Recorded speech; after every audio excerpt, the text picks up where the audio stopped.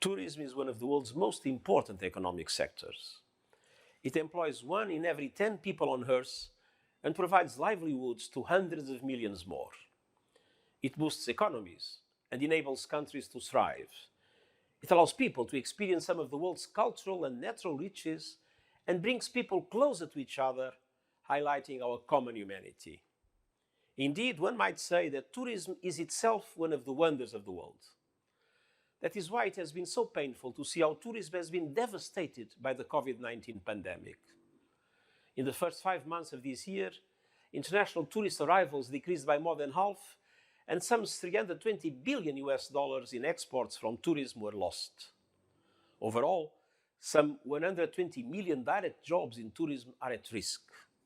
Many are in the informal economy or in micro, small, and medium-sized enterprises which employ a high proportion of women and young people.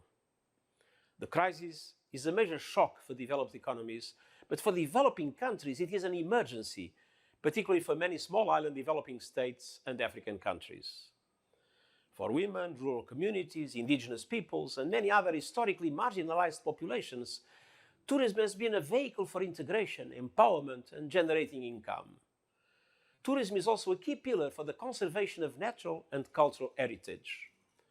The fall in revenues has led to increased poaching and habitat destruction in and around protected areas, and the closure of many World Heritage sites has deprived communities of vital livelihoods. It is imperative that we rebuild the tourism sector, but it must be in a way that is safe, equitable, and climate-friendly. Transport-related greenhouse gas emissions could rebound sharply if recovery is not aligned with climate goals. Supporting the millions of livelihoods that depend on tourism means building a sustainable and responsible travel experience that is safe for host communities, workers, and travelers.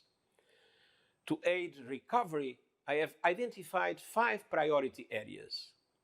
First, mitigate the socio-economic impacts of the crisis. Second, build resilience across the entire tourism value chain. Third, maximize the use of technology in the tourism sector. Fourth, promote sustainability and green growth. And fifth, foster partnerships to enable tourism to further support the Sustainable Development Goals. Let us ensure that tourism regains its position as a provider of decent jobs, stable incomes, and the protection of our cultural and natural heritage. Thank you.